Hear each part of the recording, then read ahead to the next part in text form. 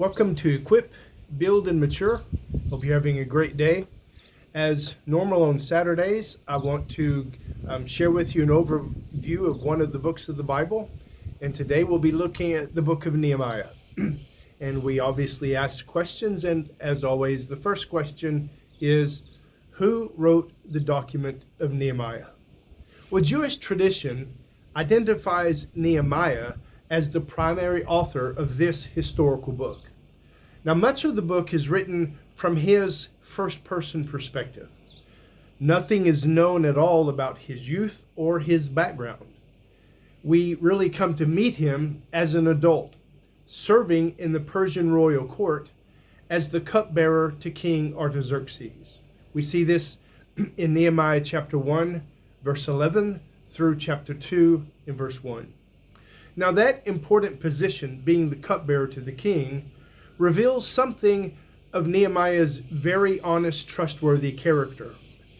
Though he remained in Persia after the exiles were allowed to go back home, he was very interested in the situation back at home in Judah.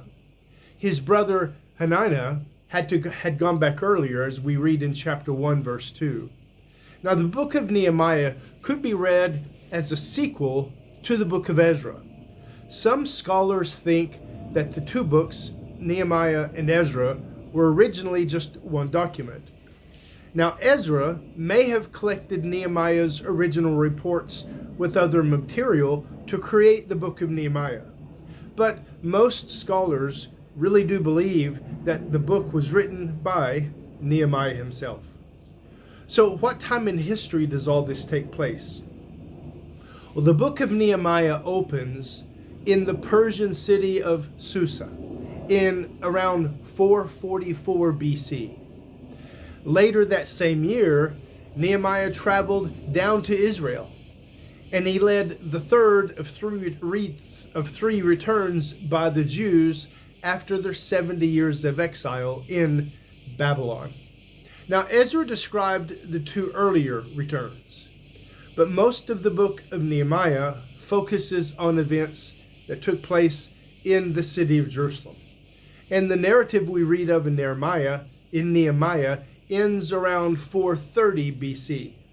Now, scholars think that the book was written soon after 430 BC. Nehemiah is the last historical book of the Old Testament. Now, even though the book of Esther comes after Nehemiah in the canon, the events in Esther took place in the time period between Ezra chapters 6 and 7. Now, this is between the first and second returns of the Jews to Israel. The prophet Malachi lived and served at the same time as Nehemiah. So why is the book of Nehemiah so important? Well, Nehemiah did not hold a religious position. He was not a priest like Ezra. He was not a prophet like Malachi. Before he led a group of Jews to Jerusalem to rebuild the city walls, he was the Persian king's cupbearer, a position of high esteem in Persia. Now, Nehemiah's experience in the king's court equipped him for the political and physical restoration that was needed for the remnant of Jews to survive back home. Now, under Nehemiah's leadership, the Jews endured opposition and united to accomplish their goal. Nehemiah led by example. He left a greatly respected position in a palace for hard labor in a politically insignificant region. He partnered with Ezra to strengthen the political and spiritual foundations of the Jews that had returned to their homeland. Nehemiah's intercessory prayers in chapters 1 and 9 reveal his great humility before God. He was a great example for all the Jews. He never claimed glory for himself. He always gave God the credit for every success that he enjoyed. So what is the big idea that we find in Nehemiah? Well, Nehemiah wrote about rebuilding Jerusalem's wall in Judah's capital city. Now, Nehemiah partnered with Ezra who led the spiritual renewal of the Jews. So together, Nehemiah and Ezra, they led the political and religious restoration of the Jews in their homeland after their captivity in Babylon. Nehemiah's life is a great example of how to be a leader. He overcame conflict from outsiders and overcame chaos from within the Jews themselves. He used his organizational skills in his strategy. He used half the people for building, as the other half guarded against the local Samaritans. Now, with Sanballat leading the Samaritans, there was always an attack always a threat of an attack. We read of this in Nehemiah chapters 4, 5, 6, and 7. But as governor, Nehemiah negotiated peace among the Jews who were not happy with Persian taxes. He demonstrated a constant determination to complete his goals, and accomplishing those goals encouraged, renewed, and excited the people about what their future could be. So how does this document apply to you and me?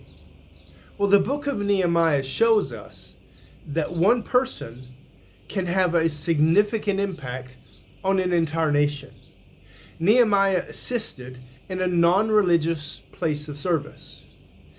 He used his position to bring back to the Jews order, stability, and a proper focus on God.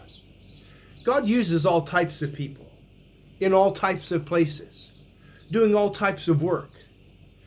Do not ever think you must be in a religious position to serve God. Be encouraged. God is not limited by your occupation. In fact, God has placed you exactly where you are for His purpose. So have this attitude that we read of in Colossians 3:17. Have this attitude about your work, about your daily occupation. Whatever you do, in word or deed, do all in the name of the Lord Jesus, giving thanks through Him to God the Father. Guys, I hope you are encouraged and challenged by this look into Nehemiah. It's a great book. I encourage you to go read it. It doesn't take long to do that. But most of all, let's realize that God intends to use each of us. He has a plan and a purpose and a place of service for every one of us. So I encourage us, let's find it, let's follow God, and let's give Him the glory. Take care.